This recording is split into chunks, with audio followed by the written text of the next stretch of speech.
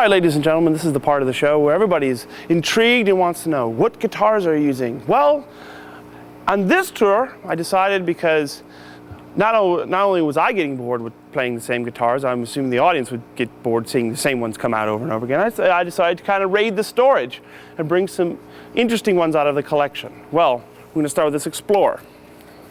It's 1980s. I use it for a couple songs a night. It's really cool. Kind of get my my Rick Derringer moment out of it, you know. And so it's really a really cool guitar. It's light. It's made in 1983 or something. I don't know. Next one is the Holy V. This is the one in the Albert Hall video where I was like, you know, "Hi Mom, look at me" shot.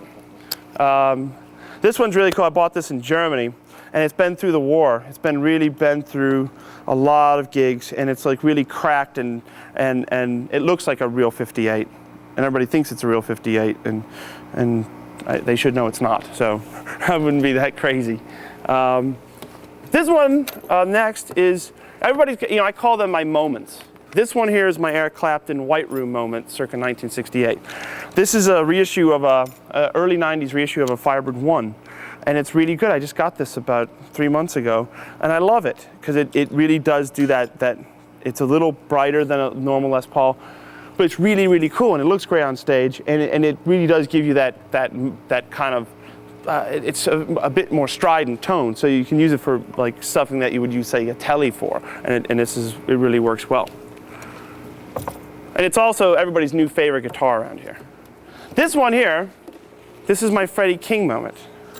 Now people think this used to belong to Freddie King. He didn't. But Freddie King had two guitars. He had a 1968 345.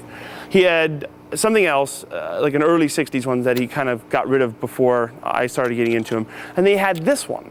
Not this particular one, but this is a 1973. Why does it have to be a 1973? Well, they only stamped Gibson in the humbuckers for 1 year. So I'm a huge Freddie King nut, and when I went on a search for a Freddie King 355, and I found one on eBay. Well, then I had to sign up for it, which I didn't know everybody uses aliases like Mr. Shades and you know, Bootman. You know, I sign up as Joe Bonamassa trying to buy this thing.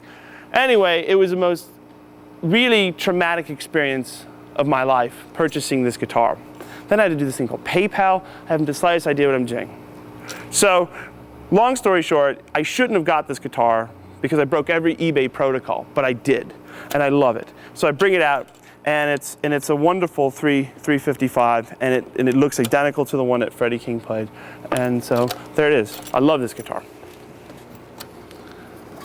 Next, one of the two double necks. This was built for the Albert Hall show, and it came just slightly late for it. It was there, but I just didn't have time to get it in the program. But it's a double neck baritone, 6-string, and is, you know, as Sterling would say, he goes, "Sorry about the top," you know. It's like one of the nicest tops I've ever seen, you know. So this is really great. And maple necks on this. And it's like, when you see a double neck come out, you know something cool is about to happen, whether it is or isn't. It's all about smoke and mirrors at the end of the day. And here's the sister guitar to that, which is basically a blue. Again, Sterling would say, "Sorry about the top," which is, again, one of the nicest. The Ernie Ball people have been just the nicest lot of, you know, group of guys I've ever met, really. You know, again, really quilted top, and it's a 12-string with acoustic strings on it, a piezo pickup and a 6-string triple pickup, almost like a Zemaitis or something like that. This is the guitar that's affectionately referred to as Gary Moore, aka Peter Green. This is just a straight up 59 reissue, but it's got the phase. We did the phase trick, so you swap the coils on it, so you get the kind of in and out of phase thing in the middle. This guitar's got 1 million miles on it, and it's one of my favorite ones out here. It's a really, really great Les Paul. I don't know why, but it really is. It just works, and as people would say, this one really is a very special guitar. So we keep bringing it out because it does sound good. This one here, my John Sykes moment, is a 73 Les Paul Custom Black. I like it because it's clean-ish, and it looks good, and it's actually a very warm, dark-sounding Les Paul Custom for that era, which they tended to be bright. This one here you know and love from before. This is the blue, Candy Apple Blue, Joe Bonamassa. This is like one of my children. This one here this was a $3,800 Diet Coke. I was in Japan and I went out for a Diet Coke, which I realized they don't sell it there. Me being an aspartame addict, that's a problem. So you have to settle for Coke Zero. But I wandered the streets of Shibuya in search of a Diet Coke, which I couldn't find. But I wandered in this guitar shop and I bought this guitar. It's a 1999 Les Paul 59 reissue that's been played. It's not been aged, it's actually been played. And it's got a really great top, and it looks like an original one. And it sounds like an original one. So I use this for the couple of capo songs, and it's a really cool guitar. Really good top on this one as well.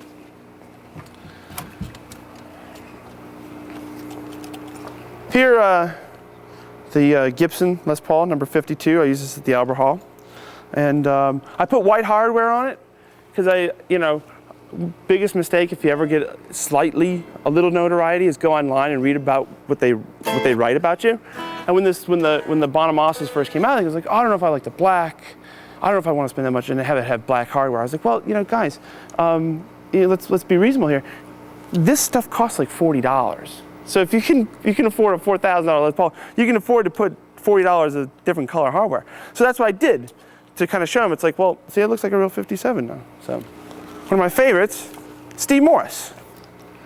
I've been a huge fan of Steve Morris ever since I heard the Introduction album, and got to meet him recently. He's like a super, super nice guy. He's like one of my heroes, and he's an absolutely fantastic guitar player. And that aside, these are actually really fantastic guitars. And we use this for mountain time because again, it's a little bit more strident. Bring about 20 out here. Everything has a backup, and a backup to a backup, and there's a few others lurking about, but those are the core ones. And in the course of 2 hours and 15 minutes, I go through about 10 guitar changes between tuning and just general, kind of just wanting to switch it up a little bit. So.